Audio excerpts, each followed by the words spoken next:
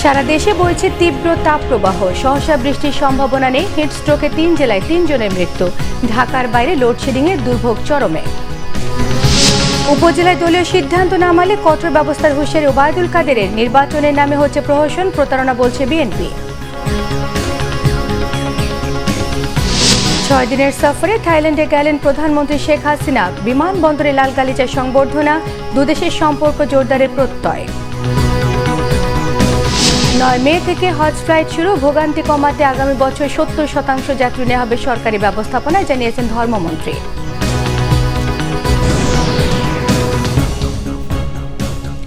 দেখছেন বিআরবি কেবল সংবাদ শিরোনাম, এবারে পুরো সংবাদ। বৈশাখের শুরু থেকে সারা দেশে বয়ে যাওয়া তীব্র তাপদাহে এখন জনজীবনে নাভিশ্বাস উঠেছে। কষ্টে আছেন দিনমজুর এবং খেটে খাওয়া মানুষেরা। এদিকে হিট স্ট্রোকে রাজবাড়ী, পাবনা এবং বরগুনায় 1 জন করে মোট 3 জনের মৃত্যু হয়েছে। বিভিন্ন জায়গায় তীব্র তাপদাহ এবং গরমে সতর্কতামূলক প্রচারণা চালানো হচ্ছে। এদিকে তীব্র গরমে ব্রাহ্মণবাড়িয়ায় ডায়রিয়া ও নিউমোনিয়া সহ নানা রোগের প্রকোপ বেড়েছে। গত কয়েকদিনের তুলনায় চুয়াডাঙ্গায় আবারও বেড়েছে তাপমাত্রা। রাতে গুঁড়ি গুঁড়ি বৃষ্টি হলেও সকাল থেকে উত্তপ্ত হতে শুরু করে চুয়াডাঙ্গার জনপদ। বিকালে জেলার সর্বোচ্চ তাপমাত্রা রেকর্ড করা হয়েছে 41.2 ডিগ্রি সেলসিয়াস। চলমান দাবদাহে ব্যাহত হচ্ছে কৃষিকাজ ও ক্ষেতের নানা ফসল। গরমের সময় ঢিলাঢালা পাতলা সুতির কাপড় পরিধান করুন। পাবনায় সপ্তাহ ধরে তীব্র তাপদাহে জনজীবনের হাঁসফাঁস অবস্থা। অনেকেই ভয়ে ঘর থেকে বের হন না। খেটে খাওয়া মানুষ যারা কাজে শহরে যাচ্ছেন তাদের কাহিল অবস্থা। পৌরসভার গাড়ি থেকে রাস্তায় ছিটানো হচ্ছে পানি। বৃষ্টির জন্য সকালে শহরের দারুল আমান ট্রাস্টে সাধারণ মুসল্লিরা ইস্তিসকার নামাজ আদায় করেন। আমার বয়সে আমি এইরকম গরম দেখি নাই। আমার কামাই হচ্ছে না, আমার বেচা কেনাও ভালো হচ্ছে। এদিকে তীব্র গরমে ব্রাহ্মণবাড়িয়ায় ডায়রিয়া, নিউমোনিয়া সহ নানা রোগের প্রকোপ বেড়েছে। গরমে রোগীর চাপ বেড়েছে ব্রাহ্মণবাড়িয়া জেনারেল হাসপাতালে। 250 শয্যা হাসপাতালটিতে এখন 4 শতাধিক রোগী ভর্তি আছে। মেঝেতেও অনেকে চিকিৎসা নিচ্ছেন। জরুরি বিভাগ, অন্তর্বিভাগ এবং বহির্বিভাগে ডাক্তারদের নির্দেশনা দেওয়া হয়েছে ওই গাইডলাইন মোতাবেক যেন অতিরিক্ত গরমের কারণে যেসব রোগী আসবেন সেই জন্য চিকিৎসা প্রদান যেন করা হয়। উপকূলীয় জেলা সাতক্ষীরায় তীব্র তাপদাহে দৈনন্দিন কার্যক্রমের পাশাপাশি ব্যাহত হচ্ছে কৃষি উৎপাদনও। ফলে ব্যাপক ক্ষতির মুখে কৃষকরা। অতিরিক্ত তাপের কারণে আম রাখা খুব কষ্টকর হয়ে যাচ্ছে। আমগুলো সব ঝরে পড়ে যাচ্ছে। এই গরমে গাড়ি চালাতে গেলে বিশাল সমস্যা হচ্ছে। বাসা থেকে বেরোনোর কোনো কায়দা নাই, এত তাপ প্রহার। গত কয়েকদিনে জেলায় 38 থেকে সর্বোচ্চ তাপমাত্রা রেকর্ড করা হয়েছে 40.3 ডিগ্রি সেলসিয়াস পর্যন্ত। আবহাওয়া অফিস বলছে বিগত 13 বছরের মধ্যে এবছর সর্বোচ্চ তাপমাত্রা রেকর্ড করা হয়। এদিকে পশ্চিমে লু হাওয়ায় গত 10 দিন ধরে জয়পুরহাটের মানুষ হাঁসফাঁস করছে। তীব্র তাপদাহে বিপর্যস্ত জনজীবন। পেটের তাগিদে খেটে খাওয়া মানুষগুলোর ভালো অবস্থা। নিউমোনিয়া আর ডায়রিয়ায় জয়পুরহাট হাসপাতালে তিল ধারণের ঠাঁই নেই। প্রচণ্ড গরমে শিশুদের অবস্থা কাহিল। শিশু এবং বয়স্ক রোগীদের বেশি পাচ্ছি। তাপদাহের বিভিন্ন রকম জটিলতা নিয়ে তারা ভর্তি হচ্ছে, বিশেষ করে সর্দি, জ্বর, কাশি এবং তার সঙ্গে ডায়রিয়া। তীব্র তাপদাহ থেকে পরিত্রাণ পেতে ঝালকাঠিতে বৃষ্টির জন্য ইস্তিসকার নামাজ আদায় করেছেন মুসল্লিরা। শহরের পশ্চিম ঝালকাঠি গাবখান ফেরিঘাট জামে মসজিদ মাঠে এই নামাজ হয়। বৃষ্টির জন্য প্রার্থনা করে ফেনী ফালাহিয়া মাদ্রাসা মাঠেও ইস্তিসকার নামাজ পড়েছেন মুসল্লিরা। সুচরিতা সূচি, বাংলা ভিশন নিউজ ডেস্ক। তীব্র গরমে হাঁসফাঁস অবস্থা নগরবাসীর। আবহাওয়া অফিস জানিয়েছে গরমের এই তীব্রতা থাকবে আরো কয়েকদিন। বড় ধরনের বৃষ্টিপাত না হলে এই প্রচণ্ড তাপদাহ কমার সম্ভাবনা আপাতত নেই। চলমান তাপপ্রবাহের কারণে সবচেয়ে বেশি কষ্টে আছেন খেটে খাওয়া মানুষেরা। রিপোর্ট করছেন শুভ মাহফুজ। গত কয়েকদিনের তীব্র তাপদাহে ওষ্ঠাগত জনজীবন। বেশ কয়েকদিন হলো দেখা নেই কাঙ্ক্ষিত বৃষ্টিরও। গরমে অতিষ্ঠ নগরবাসী। তাপপ্রবাহে বিপর্যস্ত সব বয়সের মানুষ। হিট অ্যালার্ট জারি থাকলেও প্রয়োজনের তাগিদে গরম উপেক্ষা করে বাইরে বের হতে হচ্ছে অনেকেরই। বের না হয়ে তো পথ নাই, কাজ তো বন্ধ নাই, কারণ গরম হয়তো বেশি পড়ছে, তাতে কিছু করার নাই, বের তো হতেই হবে। গরমের তীব্রতা তো বেশি, একটু অন্যান্য বারের তুলনায় একটু বেশি। প্রচণ্ড রোদের কারণে আসলে অনেক হিমশিম খেতে হচ্ছে। মানুষের তো দৈনন্দিন জীবন তো আর ঘরে বসে কাটানো যাচ্ছে না, আপনার তো কাজের জন্য বের হতে হবে, যে কোনো কাজের জন্য তো বের হতে হবে। এমন অসহনীয় গরমে সবচেয়ে বেশি ভোগান্তি শ্রমজীবী মানুষদের। গরমের তীব্রতা উপেক্ষা করে জীবন ও জীবিকার তাগিদে ঘর থেকে বের হয়েছেন এসব খেটে খাওয়া মানুষেরা। প্রচণ্ড গরম মামা, গরমে টেকা যাচ্ছে না, তো বের না হলে কেমনে চলবে? বিবি বাচ্চা তো পালা লাগবে।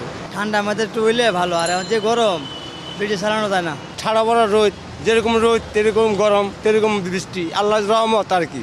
আবহাওয়া অফিস বলছে আগামী কয়েকদিনেও নেই বৃষ্টির সম্ভাবনা, বাড়তে পারে হিট অ্যালার্টের সময়সীমাও।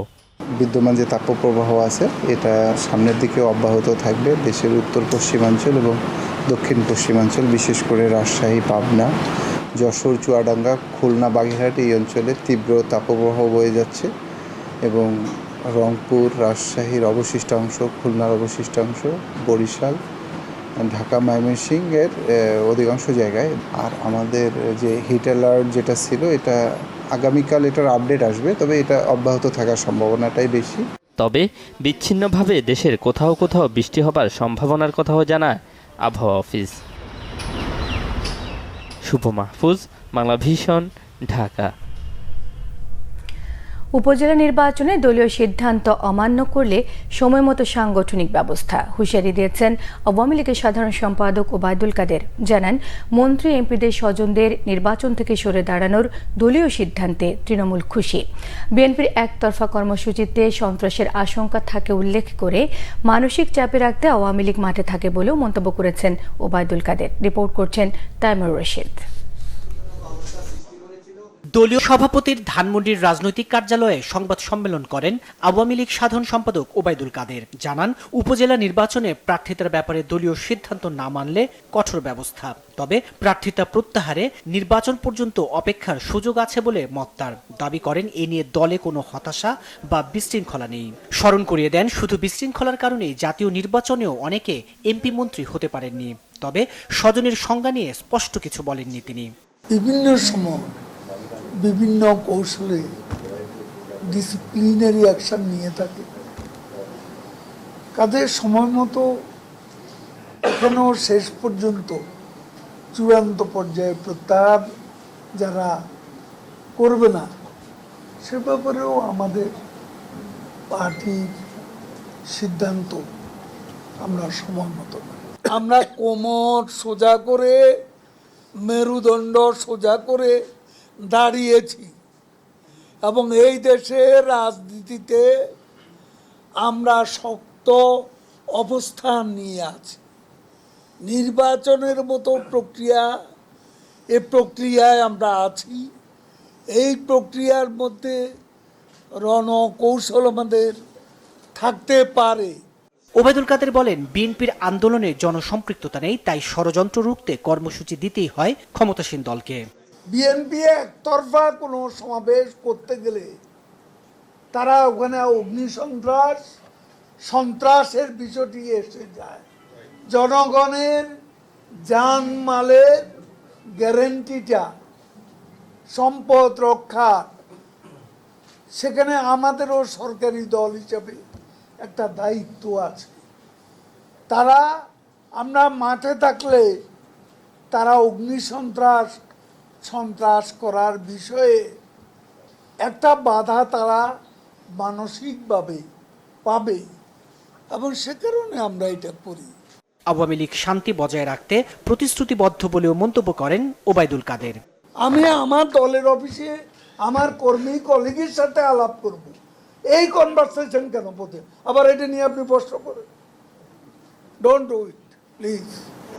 তাইমুর রশিদ, বাংলা ভিশন, ঢাকা। আওয়ামী লীগের আমলে নির্বাচিত বিএনপির কোনো মেয়র বা উপজেলা চেয়ারম্যানই দায়িত্ব পালন করতে পারেনি। তাদের কারাগারে কাটাতে হয়েছে কিংবা বরখাস্ত করে আওয়ামী লীগ নেতাদের সেই জায়গায় বসানো হয়েছে। এমন নানা তিক্ত অভিজ্ঞতার কথা তুলে ধরে নেতাকর্মীদের উপজেলা নির্বাচন থেকে বিরত রাখার চেষ্টা করছে বিএনপি। দলটির নেতারা জানান, নির্বাচনের নামে প্রহসন প্রতারণা করা হচ্ছে। আরও জানাচ্ছেন জাহাঙ্গীর আকন্দ। জাতীয় নির্বাচনের পর উপজেলা নির্বাচনও বর্জন করছে জাতীয়তাবাদী দল বিএনপি, কিন্তু দলের সিদ্ধান্ত অমান্য করে উপজেলা নির্বাচনে প্রার্থী হয়েছেন অনেকেই। প্রথম ও দ্বিতীয় দফা উপজেলা নির্বাচনে দলের 7 জন পদধারী নেতা এবং অব্যাহতিপ্রাপ্ত ও বহিষ্কৃত সব মিলিয়ে 38 জন নেতা উপজেলা চেয়ারম্যান ও ভাইস চেয়ারম্যান পদে অংশ নিচ্ছেন। এর মধ্যে অনেককে বহিষ্কারও করা হয়েছে।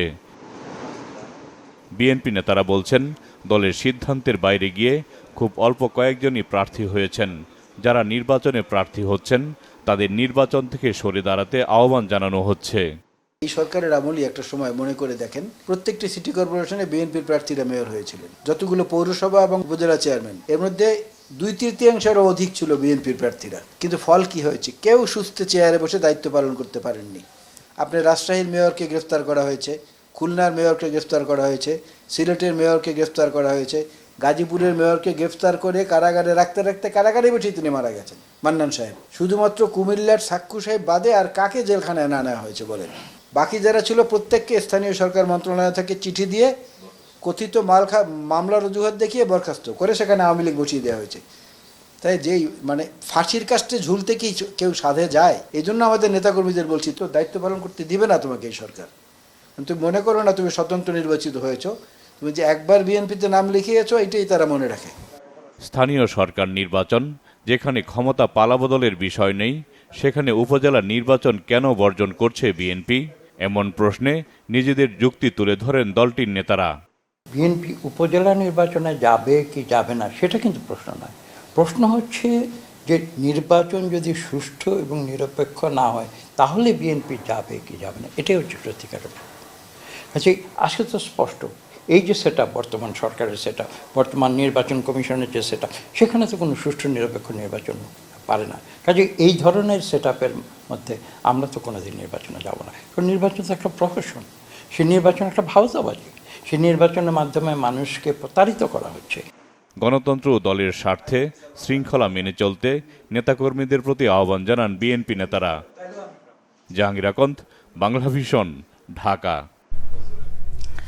জাতিসংঘের অর্থনৈতিক এবং সামাজিক কমিশনের ৮০তম অধিবেশনে যোগ দিতে ৬ দিনের রাষ্ট্রীয় সফরে ব্যাংককে পৌঁছেছেন প্রধানমন্ত্রী শেখ হাসিনা। ডন মুয়াং আন্তর্জাতিক বিমানবন্দরে প্রধানমন্ত্রীকে লাল গালিচা সংবর্ধনা দেওয়া হয়েছে। সফরে থাইল্যান্ডের সঙ্গে একটি চুক্তি এবং 4টি সমঝোতার স্মারক সই হবার কথা রয়েছে। থাইল্যান্ড থেকে বিস্তারিত জানাচ্ছেন সৈয়দ আব্দুল মহিদ। ঢাকা ব্যাংকক সম্পর্ক আরও জোরদার করতে থাইল্যান্ডের স্থানীয় সময় দুপুর 1:30 ব্যাংককের ডন মুয়াং আন্তর্জাতিক বিমানবন্দরে অবতরণ করে প্রধানমন্ত্রী শেখ হাসিনাকে বহনকারী বিমান বাংলাদেশ এয়ারলাইন্সের ফ্লাইটটি। বিমানবন্দরে প্রধানমন্ত্রীকে লাল গালিচা সংবর্ধনা জানান থাইল্যান্ডের প্রধানমন্ত্রীর কার্যালয়ে সংযুক্ত মন্ত্রী পুয়াংপেট চুংলাইত সহ দেশটির ঊর্ধ্বতন কর্মকর্তারা। 19 রাউন্ড গান স্যালুটের পাশাপাশি প্রধানমন্ত্রীকে দেয়া হয় গার্ড অব অনার। এরপর প্রধানমন্ত্রীকে নেওয়া হয় ব্যাংককের লুম্ফিনী এলাকার একটি অভিজাত হোটেলে। সফরে এখানেই থাকছেন তিনি। ব্যাংককে জাতিসংঘের এশীয় প্রশান্ত মহাসাগরীয় অঞ্চলের অর্থনৈতিক ও সামাজিক কমিশন এসক্যাপের ৮০তম কমিশনের টেকসই উন্নয়ন লক্ষ্যমাত্রা অর্জনে বাংলাদেশের সাফল্য প্রাধান্য পাবে বলে জানিয়েছেন অর্থমন্ত্রী আবুল হাসান মাহমুদ আলী। এই বাংলাদেশ যে নিজের দেশের জন্য এগুলো এই পাওয়ার সুবিধা যাতে পায় সেই ব্যবস্থা তো করলো, কিন্তু এখন বাংলাদেশ চাচ্ছে যে এটা সবার মধ্যে ছড়িয়ে দেবে। বাংলাদেশ তো পথটা দেখালো, কিন্তু এখন সবাইকে দেখাতে চায়, পৃথিবীতে সবাইকে দেখাতে চায়, কেউ যেন বাদ না থাকে। তো বাংলাদেশ তো একটা বিরাট দায়িত্ব নিয়েছে।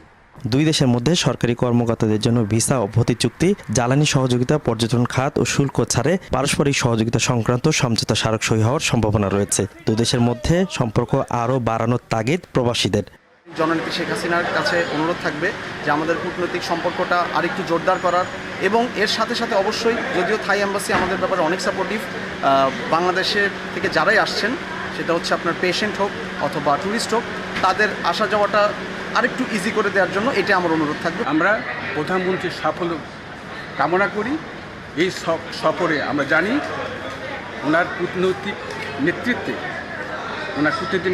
বাংলাদেশের সবগুলো বিষয়ে অগ্রাধিকার পাবে। প্রবাসী যারা আছি আমরা সবার চাওয়া সেখানে আমাদের সরকারি কিছু বিষয় অবশ্যই আছেন, ওনারা ভালো জানবেন।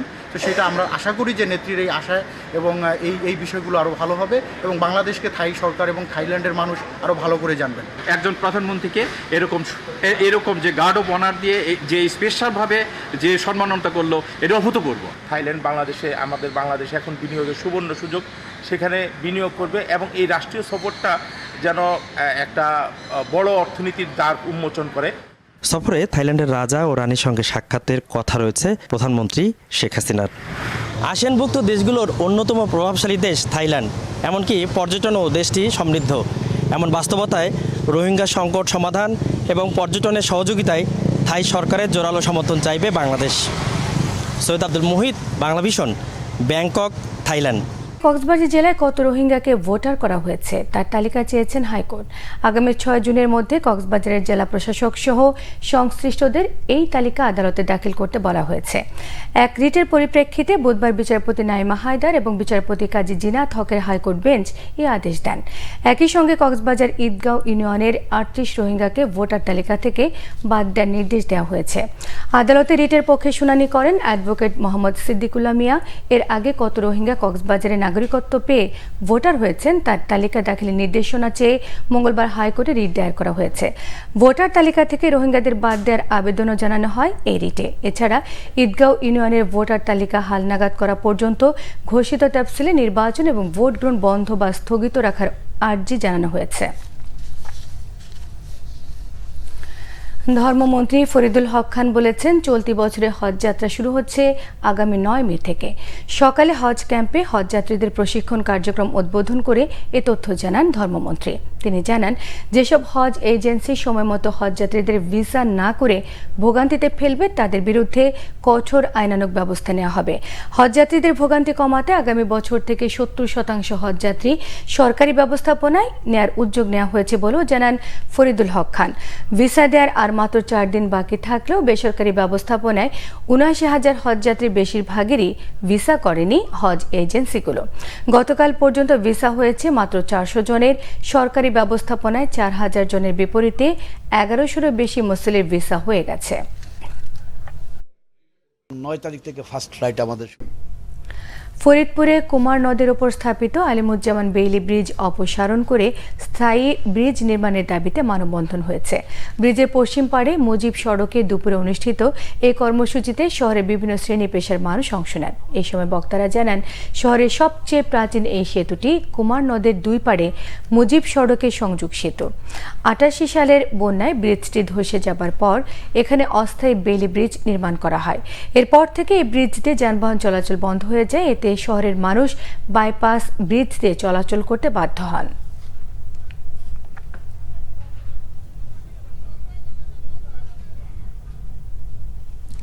আরো কিছু খবর এখন থাকছে একটি ডেস্ক রিপোর্ট।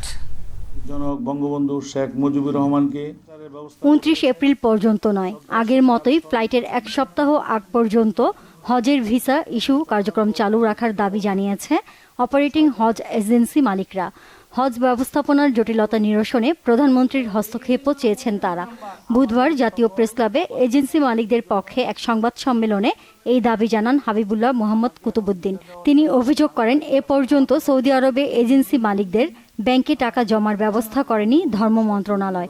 ঠিক করা হয়নি হাজিদের জন্য মিনার জোন, মেলেনি মোনাজ্জেম ভিসা। এসবের যথাযথ ব্যবস্থা না করেই 29 এপ্রিল ভিসা ইস্যু বন্ধ করে দিলে হজ ব্যবস্থাপনায় আরও জটিলতা তৈরি হবে। এ অবস্থায় প্রধানমন্ত্রীর হস্তক্ষেপ চেয়েছেন অপারেটিং হজ এজেন্সি মালিকরা। কোলোরেক্টাল ক্যান্সার সম্পর্কে সচেতনতা বাড়াতে সম্প্রতি একটি বিশেষ পেশেন্ট ফোরামের আয়োজন করেছে বাংলাদেশের প্রথম জেসিআই স্বীকৃত হাসপাতাল এভারকেয়ার হাসপাতাল। এ সময় গ্যাস্ট্রোএন্টেরোলজি বিভাগের বিশেষজ্ঞ চিকিৎসক, হাসপাতালটির পরিচালনা পর্ষদের সদস্য এবং ক্যান্সারের সাথে লড়া সাহসী রোগীরা তাদের অভিজ্ঞতা সকলের সামনে উপস্থাপন করেন। বক্তব্য রাখেন গ্যাস্ট্রোএন্টেরোলজি এবং হেপাটোলজি বিভাগের কোঅর্ডিনেটর এবং senior consultant doctor Lutful L Chowdhury, medical অনকোলজির কোঅর্ডিনেটর ও senior consultant doctor Ferdous Shahriar Sayeed, general and ল্যাব সার্জারির senior consultant doctor Mohammad Farid Hossain, Evercare হাসপাতাল বাংলাদেশের সিইও ও MD doctor Ratnadeep Chashkar, Evercare হাসপাতাল বাংলাদেশের মেডিকেল সার্ভিসেসের পরিচালক ডাক্তার আরিফ মাহমুদ। তীব্র গরমে ধানমন্ডির বিভিন্ন সড়কে মেহনতি মানুষের মধ্যে পানীয় জল, খাবার সহ বিভিন্ন সামগ্রী বিতরণ করেছেন ওই এলাকার বিভিন্ন শিক্ষা প্রতিষ্ঠানের শিক্ষার্থীরা। তাদের টিফিনের খরচ বাঁচিয়ে রিকশা চালক, সিএনজি চালক সহ মেহনতি মানুষের মধ্যে পানি, স্যালাইন, বিস্কুট, মাথার ক্যাপ বিতরণ করেন তারা। পাবনার ভাঙ্গুড়া উপজেলা সাংবাদিক মানিক হোসেনের উপর হামলার প্রতিবাদে এবং সন্ত্রাসীদের দৃষ্টান্তমূলক শাস্তির দাবিতে মানববন্ধন হয়েছে। স্থানীয় প্রেস ক্লাবের সামনে ঘণ্টাব্যাপী এই কর্মসূচিতে অংশ নেন জেলায় কর্মরত সাংবাদিকরা। এ সময় বক্তারা অভিযুক্তদের দৃষ্টান্তমূলক শাস্তির দাবি জানান। Bangla vision news desk. এই ছিল এখনকার মতো। পরের সংবাদ রাত 1টায় দেখার আমন্ত্রণ রইল। এছাড়া বাংলাদেশের সংবাদ ও সংবাদ সংশ্লিষ্ট অনুষ্ঠান দেখতে ভিজিট করুন www.bbnews24.com, facebook.com/বাংলাদেশের সাবস্ক্রাইবও করতে পারেন, youtube.com/বাংলাদেশের সঙ্গে থাকায় সবাইকে ধন্যবাদ।